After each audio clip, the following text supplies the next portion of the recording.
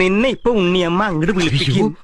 തള്ള അറിഞ്ഞു. അതല്ലടാ, രണ്ട് ജാതകങ്ങൾ തമ്മിൽ ചേർച്ച നോക്കാൻ. അപ്പൊ താൻ എന്ത് ചെയ്യും? നോക്കും. നോക്കണ്ടേ? നോക്കണോ? നോക്കണം. നോക്കാം.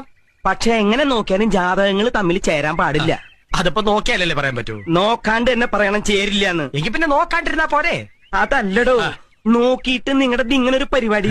ബുധൻ ശുക്രന്റെ ഉള്ളിക്കറി, ശുക്രൻ ചൊവ്വയുടെ ഉള്ളിക്കറി, വ്യാഴം വെള്ളി ശനി ഞായർ ഇതൊക്കെ വെച്ചിട്ട് ഈ രണ്ട് ജാതകങ്ങൾ ചേരില്ലാന്ന് താനൊരു കള്ളം പറയണം. കള്ളം പറയാനോ? ഞാനോ?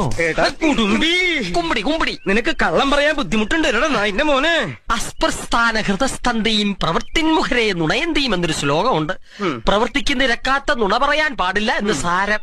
ഈ മുസ്താൻ അങ്ങനെ കേട്ടി തന്നാനുണ്ടല്ലോ, അടുത്ത ഗുരുവായൂർ ഏകാദശിക്ക് പിന്നെ ഞാൻ ഈ കാലെടുക്കുള്ളൂ. അപ്പം മതിയുടെ എനിക്ക് ഈ കാല്.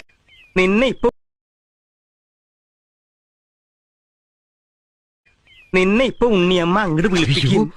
തള്ള അറിഞ്ഞു. അതല്ലടാ, രണ്ട് ജാതകങ്ങൾ തമ്മിൽ ചേർച്ച നോക്കാൻ. അപ്പൊ താൻ എന്ത് ചെയ്യും? നോക്കും. നോക്കണ്ടേ? നോക്കണോ?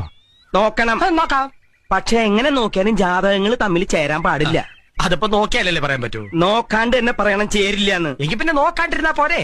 അതല്ലടോ, നോക്കിയിട്ട് നിങ്ങളുടെ ഇങ്ങനെ ഒരു പരിപാടി. ബുധൻ ശുക്രന്റെ ഉള്ളിക്കറി, ശുക്രൻ ചൊവ്വയുടെ ഉള്ളിക്കറി, വ്യാഴം വെള്ളി ശനി ഞായർ ഇതൊക്കെ വെച്ചിട്ട് ഈ രണ്ട് ജാതകങ്ങൾ ചേരില്ലാന്ന് താനൊരു കള്ളം പറയണം. കള്ളം പറയാനോ? ഞാനോ?